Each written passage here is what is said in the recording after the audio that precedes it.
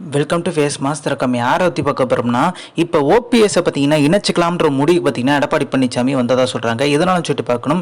எடப்பாடி பழனிசாமிக்கு போட்டியாக பார்த்தீங்கன்னா ஓபிஎஸ் வந்தாலுமே ஓபிஎஸ்ஸை சமாளிச்சிடலாம். ஓபிஎஸ்க்கு பார்த்தீங்கன்னா ஒரு முக்கியமான பதவி கொடுத்து பார்த்தீங்கன்னா தக்க வச்சிடலாம். ஓபிஎஸ்ஸை தக்க வச்சுட்டா தென் மாவட்டங்கள் எல்லாம் மிகப்பெரிய லெவலில் ஜெயிக்கிறதுக்கான வாய்ப்பு இருக்குது. கணிசமாக பார்த்தீங்கன்னா ஜெயிக்க முடியாட்டும் 2ஆம் இடம் வர முடியும். ஸோ கணிசமான ஓட்டு பார்த்தீங்கன்னா பெற முடியும். ஆனால் இப்போ ஓபிஎஸ்ஸை இணைக்கனால என்ன பிரச்சனை பார்த்தீங்கன்னா, வேலுமணியை வச்சு ஏக்நாத் சிண்டியா பார்த்தீங்கன்னா டெல்லி மாத்துறதுக்கான வாய்ப்பு இருக்கு. ஏக்நாத் சிண்டியா என்ன பண்ணுவாரு, தலா 20 கோடி பார்த்தீங்கன்னா ஒரு எம்எல்ஏக்கு பார்த்தீங்கன்னா பேரும் பேசம் நடத்துருவாங்கன்ற மாதிரி ஒரு பேச்சுக்கள் போயிட்டு இருக்கு. இது வந்து எடப்பாடி பழனிசாமிக்கு அரசியல்ல முழுமையாக பார்த்தீங்கன்னா முட்டுக்கட்டையா பார்த்தீங்கன்னா வேலுமணி வந்துருவாரு. வேலுமணியை சமாளிக்க முடியாத ஒரு இனத்துல பார்த்தீங்கன்னா இப்போ எடப்பாடி பழனிசாமி வந்துட்டார். ஓபிஎஸ் பெட்டர்ன்ற அளவுக்கு பார்த்தீங்கன்னா யோசிக்க ஆரம்பிச்சிட்டாரு. அதனால பார்த்தீங்கன்னா ஓபிஎஸ் இணைக்கலாமன்ற ஒரு செயற்குழு கூட்டத்தை பார்த்தீங்கன்னா அவசர முடிவு எடுத்திருக்காரு. ஸோ வேலுமணியை சமாளிக்க முடியாது, வேலுமணியை மிகப்பெரிய ஒரு துரோகம் பண்ணிடுவாரு. ஆனா வந்து ஓபிஎஸ் அப்படி கிடையாது, எப்படியா அண்ணன் சொல்லிட்டு பார்த்தீங்கன்னா சமாளிச்சிடலாம் ஒரு எண்ணத்துக்கு பார்த்தீங்கன்னா இப்போ எடப்பாடி பழனிசாமி வந்திருக்காரு. ஆனால் ஓபிஎஸ் வந்தாலும் பார்த்தீங்கன்னா கட்சியை கைப்பற்ற பாப்பான்ற மாதிரி ஒரு எண்ணம் இருந்தாலுமே சமாளிச்சிடலாம், ஓபிஎஸ் பேச்சுவார்த்தை நடத்தியாச்சு பார்த்தீங்கன்னா இறங்கி வந்துடுறாரு. ஆனால் ஓபிஎஸ்க்கும் எடப்பாடி பழனிசாமிக்கு இன்னொருக்கே மோதல் இல்லை பெரிய லெவலில். தலைமை பதவியை பிடிக்கிறதுக்கு எடப்பாடி பழனிசாமி இப்போ போட்ட திட்டம் கிடையாது, ஆட்சியில் இருக்கும் போதே போட்ட திட்டம்.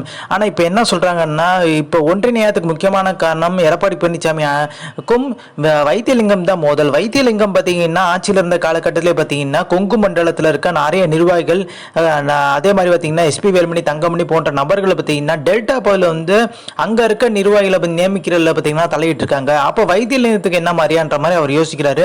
வைத்தியலிங்கத்தை ஓரங்கட்டத்துக்கு அவர் எம்பி ஆக்கி பார்த்தீங்கன்னா டெல்லிக்கு அனுப்பிச்சிடலாமான்ற எண்ணத்துக்கு பார்த்தீங்கன்னா எடப்பாடி பழனிசாமி இருக்கும்போது வைத்தியலிங்கம் சுதாரிச்சுக்கிறாரு. நம்ம டெல்லியை பேக் பண்ணிட்டா இந்த கொங்கு மண்டலத்தோட பார்த்தீங்கன்னா இந்த டெல்டா பகுதியிலும் கைப்பற்றலாம்னு சொல்லிட்டு எடப்பாடி பழனிசாமி நினைக்கிற நம்ம விடக்கூடாதுன்ற மாதிரி பார்த்தீங்கன்னா ஓபிஎஸ் இந்த விஷயத்தை சொல்றாரு. ஓபிஎஸ் பார்த்தீங்கன்னா பெரிய லெவலில் கண்டுக்கவே இல்லை. அதன் விளைவு பார்த்தீங்கன்னா ஓபிஎஸ், வைத்தியலிங்கம், மனோஜ் பாண்டியன்லாம் வெளியே இப்போ கட்சியை விட்டு வெளியே நிற்கிறாங்க. அந்த பொதுச்செயலாளர் வழக்கு கூட பார்த்தீங்கன்னா இப்போ பொதுச்செயலாளர் தான் செல்லுமா செல்லாதான் வழக்கு. எடப்பாடி பழனிசாமி மனுவில் பொதுச்செயலாளர் போட்டிருக்காரு. இப்போ அதை மாற்றிருக்காரு. திருத்தப்பட்ட மனுவில் பார்த்தீங்கன்னா என்ன சொல்லியிருப்பாருக்குன்னா இணை ஒருங்கிணைப்பாளர்னு சொல்லி போட்டிருக்காரு. அப்போ இணை ஒருங்கிணைப்பாளர்னா எடப்பாடி பழனிசாமி இணை ஒருங்கிணைப்பாளர்னால ஓபிஎஸ் ஒருங்கிணைப்பாளர்ன்ற ஒரு கேள்வி இருக்கு. 2021 தான் தேர்வு படப்படுறாங்க. 2026 வரைக்கும் அந்த பதவி காலம் இருக்கு. இப்போ எடப்பாடி பழனிசாமி பார்த்தீங்கன்னா 2022 பொதுக்குழு கூட்டி பார்த்தீங்கன்னா ஓபிஎஸ் மேலே பாட்டு இருந்து வெளியேற்றிட்டாரு. ஆனால் இப்பயும் பார்த்தீங்கன்னா அதிமுகவோட ஒருங்கிணைப்பாளரை பார்த்தீங்கன்னா ஓபிஎஸ் தான் இருக்காரு. இந்த வழக்கு நிலுவையில் இருக்கானதான் பார்த்தீங்கன்னா இறுதியான ஒரு முடிவு எடுக்க முடியாத ஒரு சூழ்நிலை பார்த்தீங்கன்னா ஒரு உருவாயிருக்கு. ஆனால் அந்த தேர்தல் ஆணையம் என்ன சொல்றாங்க, ஒருங்கிணைப்பாளர் இணை ஒருங்கிணைப்பாளர் நிலை தான் இருக்கு. இந்தியா ஃபுல்லாமே ஏகப்பட்ட வழக்கு நிலுவையில் இருக்கான எந்த ஒரு முடிவு எடுக்கல.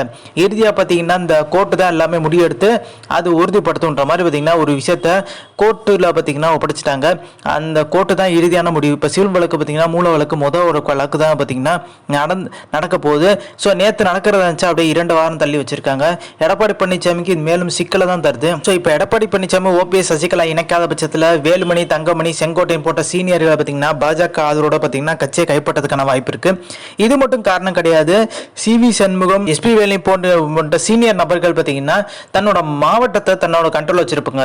கோவை மாவட்டத்தை பார்த்தீங்கன்னா எஸ்பி வேலுமணி, அதே மாதிரி விழுப்புரத்தை பார்த்தீங்கன்னா சிவி சண்முகம் கண்ட்ரோல் வச்சிருக்காங்க. அவங்க வந்து பார்த்தீங்கன்னா இந்த தொகுதியில் ஒரு 6 சட்டமன்ற உறுப்பினர்கள் 6 சட்டமன்ற தொகுதியில் இருக்கலாம். அந்த 6ல் பார்த்தீங்கன்னா அவங்க கண்ட்ரோலில் இருக்கும்போது 2 சட்டமன்ற தொகுதிக்கு மாவட்ட செயலர் சொல்லும்போது இன்னும் புதுசாக 2 மாவட்ட செயலர் வர்றதுக்கான வாய்ப்பு இருக்கு. ஆனால் அவங்க வேலுமணி கண்ட்ரோலில் இருக்க மாட்டாங்க, புதுசாக வருவாங்க. எடப்பாடி பழனிசாமியோட டச் வச்சுப்பாங்க, நம்ம பொதுச்செயலர் வரைக்கும் பார்த்தீங்கன்னா பவர் ஏற்றிக்கலாம்னு சொல்லிட்டு அப்படி வச்சுக்க போது பார்த்தீங்கன்னா அங்கே சீனியர்கள் டம்மியாக்கப்படுவார். ஒரு கட்டத்துக்கு வரும்போது சீனியர்களை அப்படியே ஓரங்கட்ட எடப்பாடி பழனிசாமி தூண்டுதல் அந்த 2 மாவட்ட செயலர் பண்ணுறதுக்கான வாய்ப்பு இருக்கு. இப்படி நிறைய பேர் காலி பண்ணியிருக்காரு எடப்பாடி பழனிசாமி. அதெல்லாம் பார்த்தீங்கன்னா ஒரு சீனியர் முன்னாள் அமைச்சர் ஜெயலலிதா இருக்கும்போது பார்த்தீங்கன்னா செல்வாக்கான இருந்த அமைச்சரை பார்த்தீங்கன்னா காலியாக்கி இருக்காரு எடப்பாடி பழனிசாமி. அவர் பார்த்தீங்கன்னா இப்போ முன்னாள் அமைச்சர் இப்போ பெரிய லெவலில் பார்த்தீங்கன்னா ஒரு செல்வாக்கு இல்லாமல் வந்து காணப்படுறாரு. கொங்கு மண்டலத்தை சேர்ந்தவர் தான் தோப்பூர் வெங்கடாச்சலம். பார்த்தீங்கன்னா மிகப்பெரிய லெவலில் வந்து ஜெயலலிதா இருந்த காலகட்டத்தில் ஒரு செல்வாக்கோடு இருந்தார். இப்போ வந்து பெரிய லெவலில் செல்வாக்கு இல்லாமல் பார்த்தீங்கன்னா வலுவிழந்திருக்காரு. அதிமுகவில் பார்த்தீங்கன்னா செந்தில் பாலாஜி மட்டும்தான் இப்போ அமைச்சராகி இப்போ சிறையில் இருக்கார். மித்த எல்லாருமே பார்த்தீங்கன்னா ஒரு பெரிய லெவலில் பார்த்தீங்கன்னா மித்த கட்சியில் போய் வந்து பெரிய லெவலில் முன்னேறாமல் தான் இருக்காரு.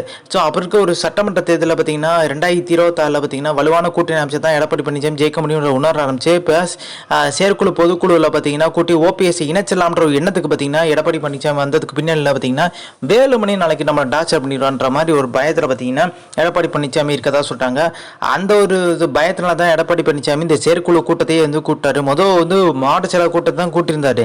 அதுக்கப்புறம் அதை தள்ளி வச்சிட்டாரு, எந்த தேதின்னு சொல்லாமல். இப்போ செயற்குழு பொதுக்குழு கூட்டம் அவசரமாக கூட்டுறது. இது 2026 நோக்கி தான் பார்த்தீங்கன்னா சொல்கிறாங்க.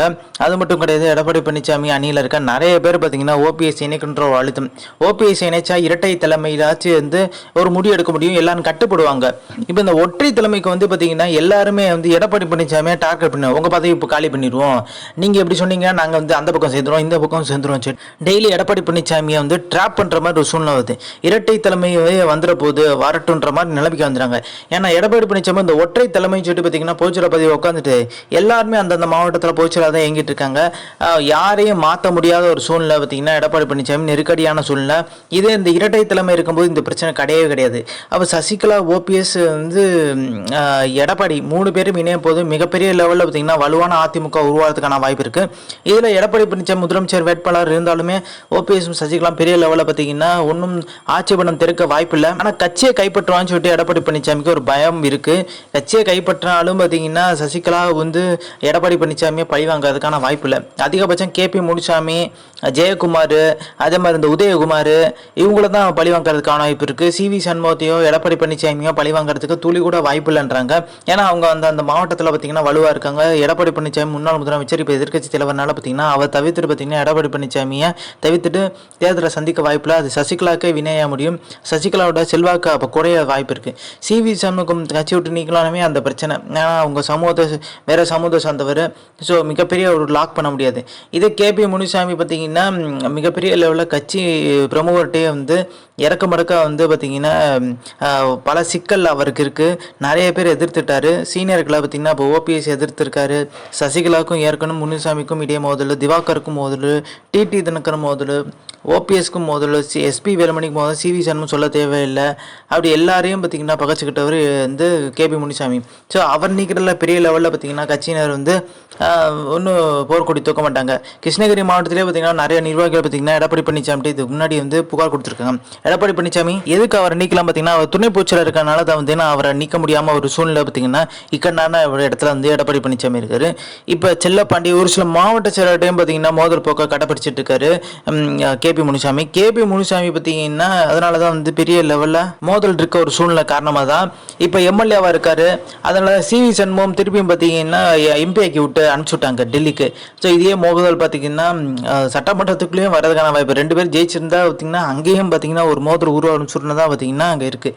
இப்போ எடப்பாடி பழனிசாமிக்கு மிகப்பெரிய ஒரு நெருக்கடியான சூழ்நிலை பார்த்தீங்கன்னா ஓபிஎஸ் இணைக்குன்ற ஒரு விஷயம் இருக்குது. இது எடப்பாடி பழனிசாமி இணைக்காட்டியும் எடப்பாடி பழனிசாமிக்கு மிகப்பெரிய நெருக்கடி டெல்லி தரதான் போகிறது. ஸோ குறிப்பிட்டு பார்த்தீங்கன்னா மிதுனுக்கு தந்துருவான்ற பயம் பார்த்தீங்கன்னா எடப்பாடி பழனிசாமிக்கு இருக்குது. தொடர்ந்து அவர் உறவினர்கள் நிறைய வழக்கு நிலுவையில் இருக்காங்க, அந்த ஒரு பயம் இருக்கதா தகவல் இருக்குது.